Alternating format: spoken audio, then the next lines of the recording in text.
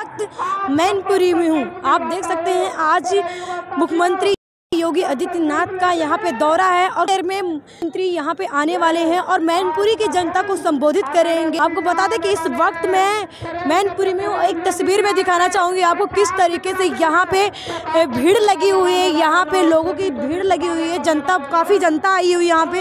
आपको बता दें कि मैनपुरी के उपचुनाव के प्रचार के लिए माननीय मुख्यमंत्री योगी आदित्यनाथ जी अभी कुछ ही क्षण में पहुँचने वाले हैं यहाँ पे और यहाँ की जनता को संबोधित करेंगे। वंदे वंदे वंदे।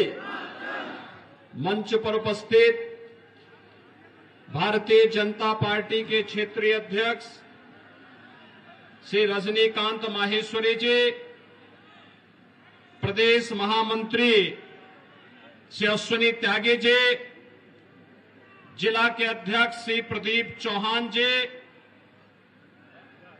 केंद्रीय मंत्री professor SP Singh Baghel ji, Shri BL Verma जी, प्रदेश सरकार में मेरे सहयोगी मंत्री श्री जयवीर सिंह जी, श्रीमती बेबी रानी मौर्य जी, श्री राकेश सचान जी, श्री नरेंद्र कश्यप जी, श्री गिरीश यादव जी, यहां के प्रदेश में विधानमंडल दल के मुख्य सचेतक और माननीय विधायक श्री राम नरेश अग्निहोत्री जी, माननीय सांसद श्री राजवीर सिंह राजू भैया जी, प्रदेश महामंत्री श्री सुब्रत पाठक जी, माननीय सांसद श्री रमाशंकर कठेरिया जी, श्रीमती गीता साक्य जी, भारतीय जनता पार्टी के लोकप्रिय प्रत्याशी पूर्व सांसद श्री रघुराज सिंह साक्य जी, सम्मानित मंच और मैनपुरी से जुड़े हुए मेरे सभी उपस्थित भाइयों बहनों, मैनपुरी की इस पावन धरा को जिसने ऋषियों मुनियों और क्रांतिकारियों की एक लंबी श्रृंखला देश को दी, इसे कोटि कोटि नमन करते हुए मैं आप सबका हृदय से अभिनंदन करता हूं। भाइयों बहनों, आप सबने भारतीय जनता पार्टी के प्रत्याशी और इसी माटी के सपूत श्री रघुराज सिंह साक्य के समर्थन में आज अपना जो उत्साह दिखाया है, ये उत्साह साबित करता है कि इसी उत्साह और उमंग को ध्यान में रख करके समाजवादी पार्टी में काफी बौखलाहट आ चुकी है। भाइयों बहनों, ये तो समाजवादी पार्टी का इतिहास है। जब भी चुनाव हारती है तो उससे पहले वो बहाना बनाती है। पहले ईवीएम को, कभी इलेक्शन कमीशन को, कभी भाजपा के नेताओं को, कभी प्रशासन को, कभी पुलिस को दोषी ठहरा करके वह बहाना ढूंढ लेती है कि चुनाव के बाद जनता के सामने क्या वह मुंह दिखाएंगे, उसकी पृष्ठभूमि तैयार होती है इन बहानों के माध्यम से। लेकिन भाइयों बहनों, आज मैं आपके पास आपका आह्वान करने के लिए आया हूं। आपका ये उत्साह और उमंग मैनपुरी के लिए एक नए इतिहास को गढ़ने की ओर अग्रसर होने जा रहा है। मैं सबसे पहले मैनपुरी भोगावा की उस जनता जनार्दन के प्रति आभार व्यक्त करता हूं जिन्होंने विगत विधानसभा चुनाव के दौरान भारतीय जनता पार्टी के प्रत्याशी श्री जयवीर सिंह और श्री राम नरेश अग्निहोत्री जी को भारी बहुमत से विजयी बना करके उत्तर प्रदेश में सरकार गठन में अपना योगदान दिया। भाइयों बहनों, मैं करहल और किसनी के उन कार्यकर्ताओं और उन सभी जनता जनार्दन का भी हार्दिक अभिनंदन करता हूं जिला बिना भय के जिन्होंने भारतीय जनता पार्टी के प्रत्याशियों को जिताने के लिए अपना योगदान दिया था। परिणाम कुछ भी रहा हो, लेकिन बिना डिगे, बिना हिले, बिना झुके बिना लालच में आए हुए भारतीय जनता पार्टी के पक्ष में खड़ा होना उस समय अत्यंत चुनौतीपूर्ण था और मेरे लिए वे सभी वरण्य हैं जिन्होंने इससे ऊपर उठ करके भारतीय जनता पार्टी को अपना समर्थन दिया। भाइयों बहनों, मैं पिछले कुछ दिनों से समाजवादी पार्टी के इस कथित समाजवादी पार्टी परिवार के मुंह से कुछ बातें सुन रहा हूं। कह रहे हैं कि हमने मैनपुरी को पहचान दिलाई। मुझे आश्चर्य हुआ। भाइयों बहनों, महर्षि च्यवन की ये भूमि है, महर्षि श्रृंगी की ये भूमि है, महर्षि वेदव्यास का यहां पर तपोभूमि है और उनके आश्रम आज भी यहां मौजूद है। भव्य सूर्य मंदिर के लिए मैनपुरी जाना जाता था और यहां पर 7वीं 8वीं शताब्दी में तो सैकड़ों आश्रम इस मैनपुरी क्षेत्र में पाए जाते थे, जो इस बात को प्रमाणित करता है मैनपुरी का इतिहास उतना ही पुराना है जितना पुराना भारत के अंदर मानव समाज और सभ्यता का है। लेकिन उसको झुठला करके उस पहचान के साथ अपने आप को जोड़ने की बजाय ये दिखाने का प्रयास करना कि मैनपुरी का इतिहास तो केवल सिपाही खानदान के साथ है। भाइयों बहनों, ये सच्चाई को वास्तव में धूल दिखाने जैसा है। और अगर सचमुच सिपाही खानदान ने विकास किया होता तो भाइयों बहनों, अकेले मैनपुरी जनपद में प्रधानमंत्री आवास योजना के अंतर्गत विगत 5.5 वर्ष के अंदर 37,500 से अधिक गरीबों को एक एक आवास डबल इंजन की भारतीय जनता पार्टी ने सरकार ने दिया है। ये आवास आखिर इन गरीबों को 4-4 बार समाजवादी पार्टी की सरकार रहने पर क्यों नहीं उपलब्ध हो पाए? भाइयों बहनों, अकेले मैनपुरी जनपद में 2,81,000 गरीबों के लिए एक एक शौचालय बने और यही नहीं 549 सामुदायिक शौचालय भी आपके मैनपुरी जनपद में डबल इंजन की भारतीय जनता पार्टी की सरकार ने बनाए। भाइयों बहनों, अगर यहां पर समाजवादी पार्टी की सरकार ने विकास किया था तो फिर ये 226 ग्राम पंचायतों में ग्राम सचिवालय बनाने की नौबत आखिर डबल इंजन की सरकार के सामने क्यों आई थी? और यही नहीं, पीएम स्वनिधि योजना में ठेला खोमचा रेड़ी लगाने वाले कैसे 5,000 पटरी व्यवसायियों के लिए भी पीएम स्वनिधि योजना में ब्याज फ्री ऋण की सुविधा उपलब्ध करवाने का कार्य ये भी डबल इंजन की सरकार ने किया है। 3,67,000 अन्नदाता किसानों को प्रधानमंत्री किसान सम्मान निधि, 1,54,000 परिवारों को उज्ज्वला योजना में फ्री में रसोई गैस के कनेक्शन, 1,03,000 गरीबों को फ्री में बिजली का कनेक्शन और साथ साथ 1,795 यानी 1,800 मजरों में विद्युतीकरण का कार्य भारतीय जनता पार्टी की सरकार आने के बाद मैनपुरी के अंदर हो पाया। भाइयों बहनों, गरीब को स्वास्थ्य की सुविधा प्राप्त हो, 3,02,000 से अधिक गोल्डन कार्ड जिसमें 5 लाख रुपए सालाना स्वास्थ्य बीमा का कवर यहां के गरीबों को प्राप्त हो रहा है, यह भी भारतीय जनता पार्टी की सरकार ने दिया।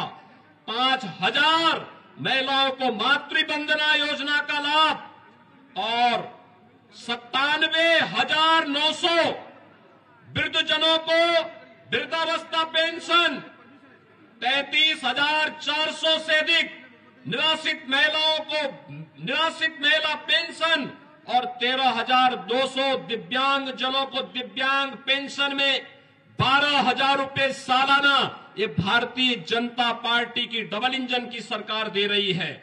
और भाइयों बहनों, कन्या सुमंगला योजना में भी 10,000 बालिकाओं को इस योजना के साथ जोड़ने का कार्य हो रहा है। तो मुख्यमंत्री सामूहिक विवाह योजना में 2,500 बेटियों की शादी भी इस योजना के अंतर्गत यहां पर संपन्न हुआ है।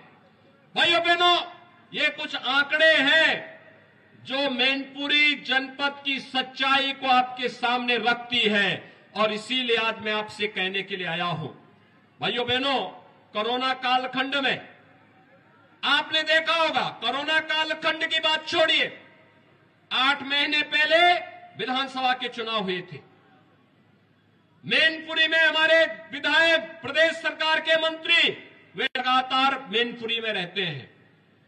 भोगांव से हमारे विधायक श्री राम नरेश अग्निहोत्री लगातार जनता की सेवा में है। करहल में आपने जिन्हें विधायक चुन करके भेजा, भाइयों बहनों, करहल में जीतने के बाद दूसरी बार जनता जनार्दन ने उनके दर्शन नहीं किए होंगे और 27 बार करहल में जनता जनार्दन की सेवा के लिए केंद्रीय मंत्री प्रोफेसर एसपी सिंह बघेल ही बार बार वहां गए हैं। किसनी में हमारे कार्यकर्ता गए हैं।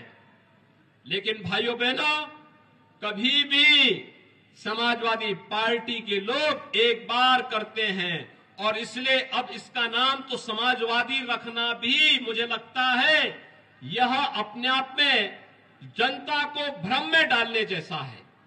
इन्होंने विकास कराया होगा, अपना किया है, अपने परिवार का किया है, अपने परिवार के बाहर किसी का नहीं किया है, किसी अन्य गरीब का जिसने भी उभरने का प्रयास किया उसके साथ क्या कुछ हुआ यह हर व्यक्ति जानता है। और भाइयों बहनों, आज तो मुझे आप सबको बताते हुए एक नया रहस्य मैं आपको बता रहा हूं। ये समाजवाद, ये जेपी का समाजवाद नहीं है, डॉक्टर लोहिया का समाजवाद भी नहीं है। चचा शिवपाल तो डॉक्टर लोहिया के बारे में लिखते हैं, लेकिन उनको स्वयं नहीं मालूम होता है कि वे क्या लिख रहे हैं, उनको स्वयं नहीं मालूम है।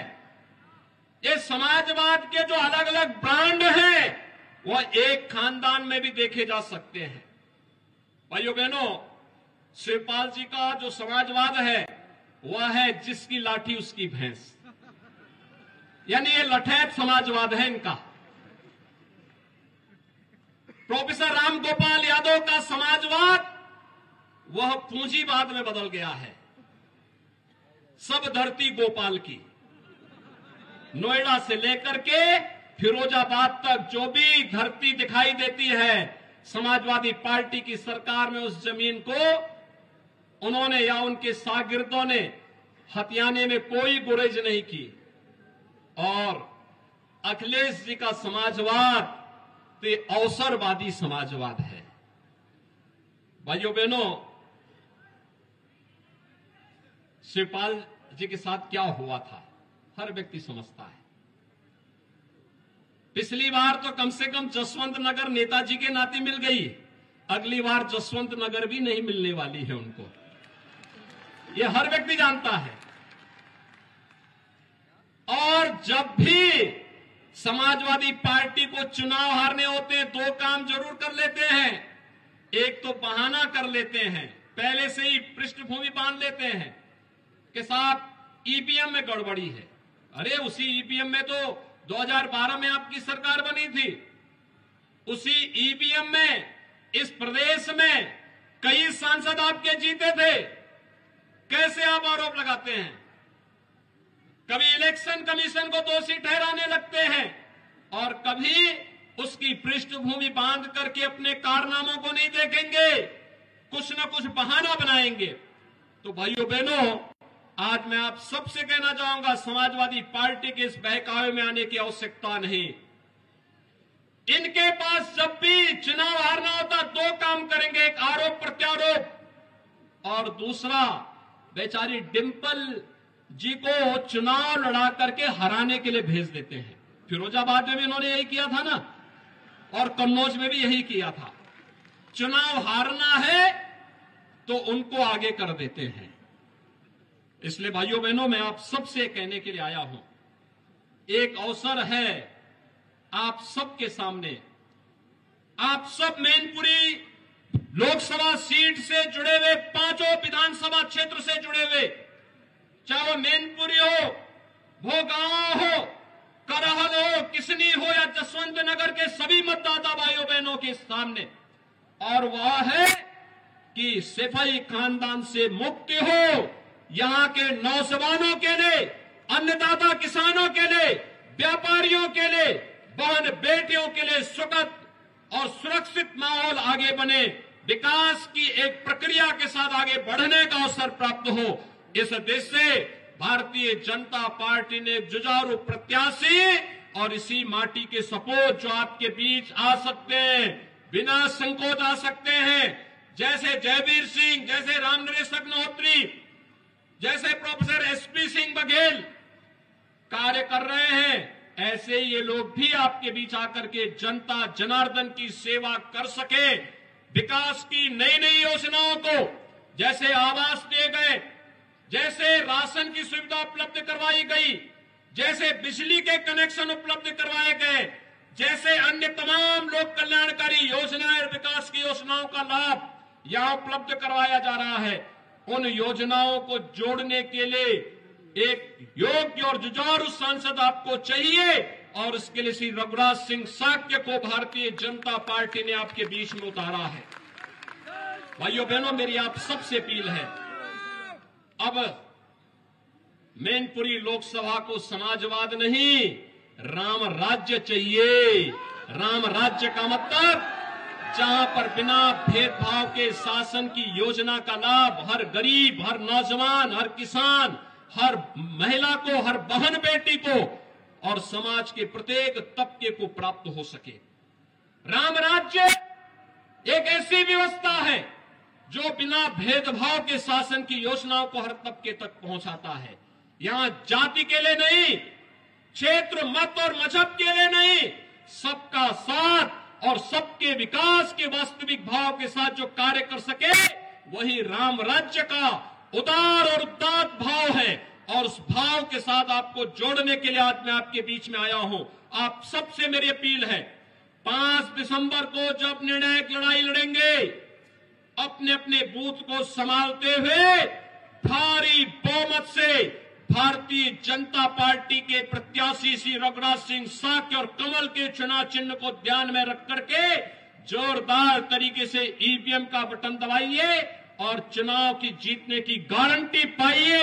इस विश्वास के साथ आप यहां पर परिवर्तन के साथ जुड़ेंगे। इस विश्वास के साथ मेरी आप सबसे अपील है, 5 दिसंबर को श्री रघुराज सिंह साक्य को भारी बहुमत से विजयी बनाने की अपील करते हुए, बाकी डबल इंजन की सरकार विकास के कार्यों के साथ आपके साथ खड़ी होगी। इन शब्दों के साथ आप सबके प्रति मैं एक बार फिर से इस उत्साह के लिए हृदय से आभार व्यक्त करते हुए वाणी को देता हूं विराम। जय जय श्री राम, जय जय श्री राम, जय जय श्री राम।